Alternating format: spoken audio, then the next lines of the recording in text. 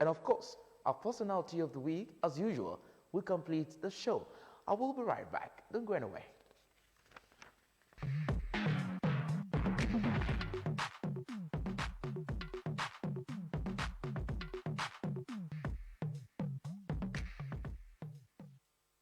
You are welcome. The importance of good roads to the socio-economic development of communities in any part of the world will always be incontrovertible. This is firmly so for the current administration in Ogun State as it continues to reconstruct old and build new roads in various parts of the state. The roads are now opening the state more to new economic and social lives that are in turn having positive impact on people, essentially the rural dwellers. Matthew Showme brings an update on these roads. A fast-growing community in Odeda local government and one of the most densely populated communities in the state capital of Abeokuta, Obantoko occupies a strategic position in the socio-economic development of Ogun State. Bordered by Asheru and Oshiele, Obantoko, which is one of the entry points to the state capital, had been suffering from non-existent or totally collapsed basic infrastructures, road being one of them. This has, however, made accessibility and connectivity to other communities and the rest of the state impossible. Succor finally came the way of the people when the current administration in the state commenced the construction of the road, which starts from American Junction, linking Fajo with Alogi, running through many developing communities in Obantoko. We are very happy in Odeda that His Excellency Prince Dr. Abiodun Fab, what he's doing in Odeda, in the last 16 years, we've not got something like that. You can see that the people are very excited. Call every day being want to even come and visit the governor to come and thank him. That's why you see everywhere they put banner thanking him even when they are. As the binding cost of first asphalt has been laid, residents have started enjoying the many benefits of the road, showing their appreciation to the government. Torí tá bá fẹ́ jáde wàhálà yẹn máa ń pọ̀ jù à ń tètè rí ọ̀kadà à ní rí mọ́tò à ní rẹ́ anything ìgbà yẹn máa ń fẹsẹ̀ rìn ni nígbà yẹn bẹ̀tì ní ìsìn àti wá dúpẹ́ gidi gan-an pé bàbá wa Dàpọ̀ Abíọ́dún pé wọ́n ṣe gan-an. Ní gbogbo ìgbà tí àwa ṣiṣẹ́ ìdí àdúgbò pé táwa kọ́lé síbi ìgbà míì àgbé mọ́tò wa síta lọ́hùn ni àbí ká fẹsẹ̀ dọ́kadà bá gbé wa ńgbà míì bí ká fọ́ òdi wa jọ́lẹ̀ ni ṣùgbọ́n ilé tó ṣẹlẹ̀ ìyanu ni o mírèkù torí àti àrò pé ó lè ṣẹlẹ̀ lọ́dún mẹ́wàá. The importance of Pansheke Adigbe Road to the socio-economic development of Ogun State will be well appreciated when one considers the high level of commercial activities around this area. This is why the road linking the two communities is very strategic. The road project, which was commenced by the last administration, is now receiving needed attention as the road is now being extended to include Opako Bridge. The project is on a very fast track, and so far we have even meet up all to our required targets, and all hands have been seriously on deck. If you have a shop here or a warehouse here, and you tell people that okay, this is the community, my warehouse is or my shop, they won't want to come here because of the road. But because now they are doing it, we are happy the government are doing it. We are very sure that business will be moving on well. The Lafenwa Randa Road is being constructed to make life easy for the people of adjoining communities whose experience has been unpalatable over the years due to the terrible conditions of the road. As one of the communities along the nation's border and the route to the Republic of Benin, Owode Yiwa is a commercially thriving community, but the deplorable condition of the Ilaro-Owode Road has had negative impacts on the life of the people. Even though there were efforts in the past to put the road back in good shape, not much was achieved as the project stalled midway with just a small portion of the road. In fulfillment of the current administration in Ogun State avowed commitments to the implementation and completion of road projects that have direct bearing on the life of the people, it has now directed contractor to commence work on the road. We are asked by the state government to work on this road because it was in a terrible state, and they asked us to come back. We are the one handling Ilaro Owode Road, and now the government asks us to come back and make this place motorable, at least up to 2 kilometers. So we are going to reconstruct the road. A palliative work is being carried out on the collapsed section while the construction takes off with the drainages being put in place. It is an extensively busy road.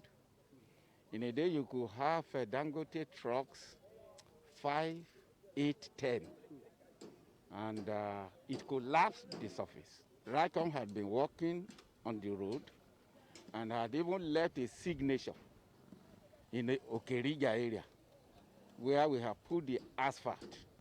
They asked us to repeat the thing here. Residents of the area could not hide their happiness with the project, which they believe will bring back the lost glory of the community. We really thank the present government, especially the governor, because this road has spoiled, if I'm not mistaken, like 80 years or more than that. The significance of Ekpe-Ijebu Road to the development of Ogun State and its economy is not lost on the current administration in the state, as it has been directing all its efforts to ensure timely completion of the road. And with the rains, as explained by the engineers, there's very little or no asphalt work that can be done. Also, the rains also are affecting any earth work because it continues to cause erosion. So what they are concentrating on is to do as much complete work as possible, which is by way of the bridges and the box culverts, one of which we're standing in front of, and that will continue. There are about 17 of these that are meant to be constructed along the course of this road, this 14 and a half kilometer, almost 15 kilometers. Ogun State Governor Prince Dapo Abiodun, during this inspection, also spoke on the situation of Ojodu, Abiodun, Alagbole and Ogba Ayo Road. What we did was we phased out the habitation construction of roads in order of priority. And these roads that are in that corridor, there's the one that goes from Ota to Akute, and then the other one that goes from the chassis, Ojodu, Akute as well, and the Journalist Road. They are in our second phase of project, which were meant to commence immediately after our first year in office. With all these roads being put in place, not only the landscape of the state is expected to change, but the emergence of a new socio-economic vista. Matthew Showme for OGTV Social and Community News. And now to some fraudsters who met their Waterloo sometime this week in Owode community in Owode Ijako in Adodo, local government area of the state.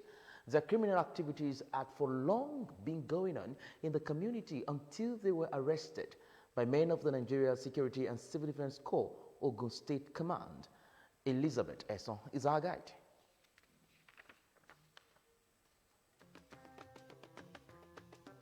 According to psychologists, social order refers to the way the various components of society work together to maintain the status quo. Any contravention of this is therefore regarded as deviant behavior, especially acts that are criminal.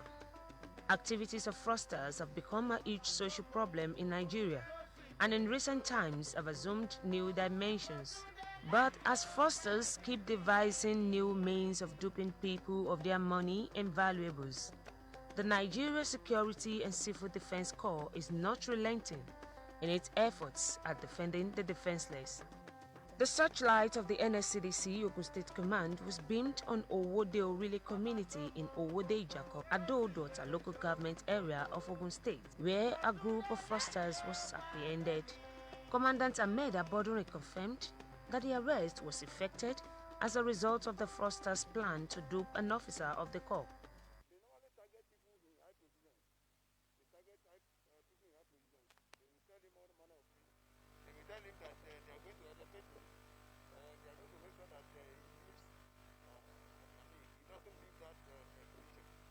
So they call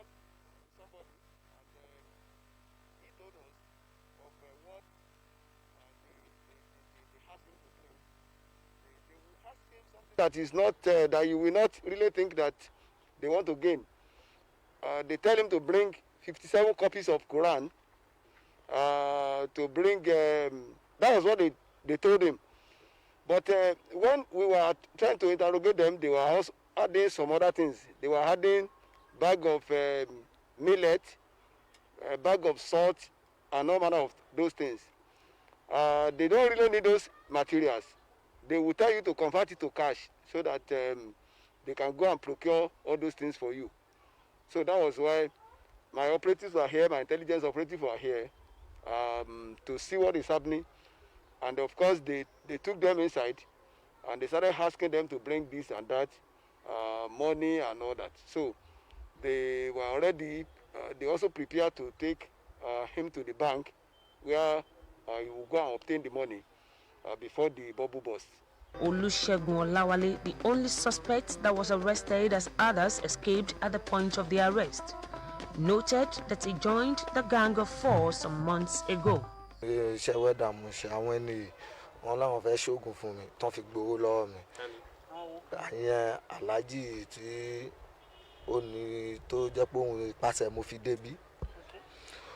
Wọ́n ṣá làwọn fẹ́ ṣoògùn fún mi ìgbà tó yá wọ́n ní wọ́n lọ pé owó kan sínú báàgì kan ṣá wọ́n ṣá bí kí n máa lọ mú owó wá títí ìgbà tó yá at the long run wọ́n ṣá sọ fún mi pé ìgbà tèmi náà padà mọ̀ pé nǹkan bẹ́ẹ̀ ni wọ́n ní kí n lọ pé kò sí táwọn lè fún mi lẹ́yìn kémi náà wá táwọn náà bá ti rí èèyàn kan táwọn lè gbowó lọ́wọ́ àwọn á fún mi ló fi di pé èmi náà bẹ̀rẹ̀ sí wá bíbá ẹnì kínní kò sanwó ìyẹn ó dà pé yẹn gbọ́n ẹnì kejì yẹn san 120 àwọn ní ẹnì kẹta Alhaji àti ẹnìkan tẹ́ a jọ lọ sí bus stop òun ló gbé ìyá yẹn wá àti Èkó ló ti ń wá tí ìgbà míì tí yóò bá ti sí pé ó fẹ́ mú kọ́sọ́mà wá èmi lè lọ sí Àìtòrò ọmọ Àìtòrò ni mi mo lè lọ bẹ̀ bẹ́ẹ̀ tí nǹkan bá máa wá ó máa pè mí pé kí n máa bọ̀ ìgbà míì mo lè lò bí 5 days a week màá tún padà bó ṣe jẹ́ gangan. Ohun tó ní kémi máa ṣe ń bẹ̀ ni pé mi mọ báwọn ṣe máa ṣe láti ilẹ̀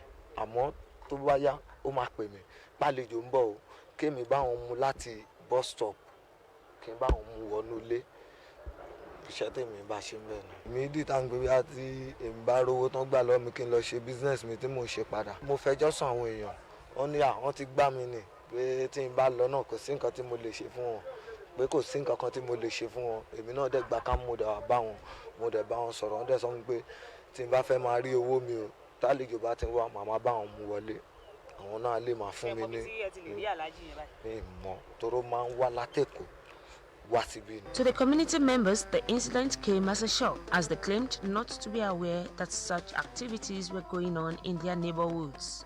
Kò dùn mọ́ mi nínú rárá ládùúgbò tí mo control kò dùn mọ́ mi nínú ó bà mí nínú jẹ́ púpọ̀ láti rí i pé irú nǹkan bẹ́ẹ̀ ṣẹlẹ̀ ní àdúgbò tí mo control. It's a surprise. I'm stunned with what I'm seeing here. I'm gonna be frank with you. And with the identity of this man has no identity. And with the location of the place here, you can see there's an old mud house. That's why I called the attention of the community chairman. And he said he doesn't know people that this place is existing. But I told him to be practically clear that it is undone. As a chairman, you should be able to have details of all what people that are living here. Oba Adeyinka Ogungbayi, the Onitetiku Owode Ijako in Adodo, local government area of Ogun State, promised to beef up security in the community to forestall future occurrence of such activities. You see, there's a policy in my community. The government is from the grassroots to the top. I have told all my CDAs to identify our abandoned building, and we will write those that owns them. If they don't come, I have told them to let us inform the government. All this one are going. So this one will gear us up to monitor and ensure that all abandoned buildings should be recommended for taking over by the government. The Corps Commandant enjoined all residents of the state to be alive to their responsibility of being safety conscious and to always report any suspicious movements in the neighborhoods. Elizabeth Eson, OGTV Social and Community News. And now to the personality of the week. Dr. Sheung Ali is a cardiologist in Charlotte, North Carolina, and is affiliated with one hospital.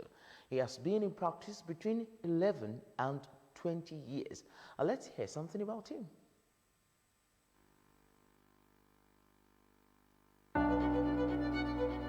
My name is Sean Ali. I'm an assistant professor of medicine and the director of the structural heart program here at UAB. We'll be talking about TAVR today, giving an update on the technology and the progress here at UAB. Oluseun Ali, a Nigerian doctor with Novant Health Presbyterian Hospital, North Carolina, US, has become the first health expert to implant 100 patients with Watchman device. He received his medical degree from University of Ibadan and has been in practice between 11 to 20 years. The device is inserted into patients to help them deal with stroke through non-valvular atrial fibrillation. Ali said he's very proud to have helped patients deal with life-threatening situations in the way he could. All our patients come through the valve clinic, which is staffed by a cardiac surgeon, an interventional cardiologist, a valve coordinator. We actually have 2 valve coordinators.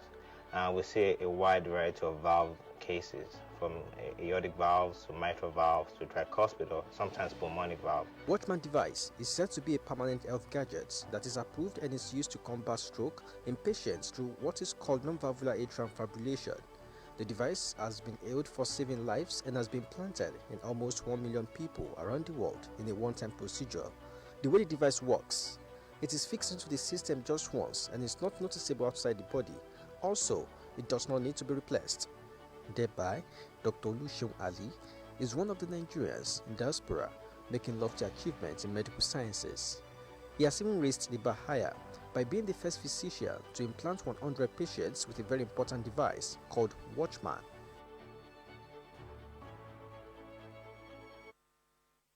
Thank you, Moses, and that's where we'll draw the curtain on this week's edition of Social and Community News.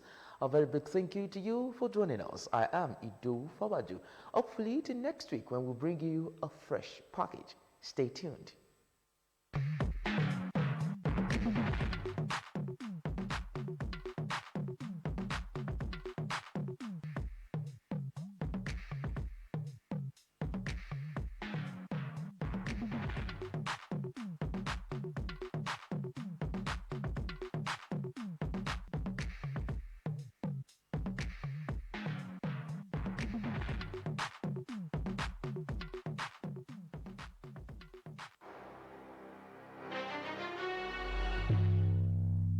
This is OGTV, the People's Telly.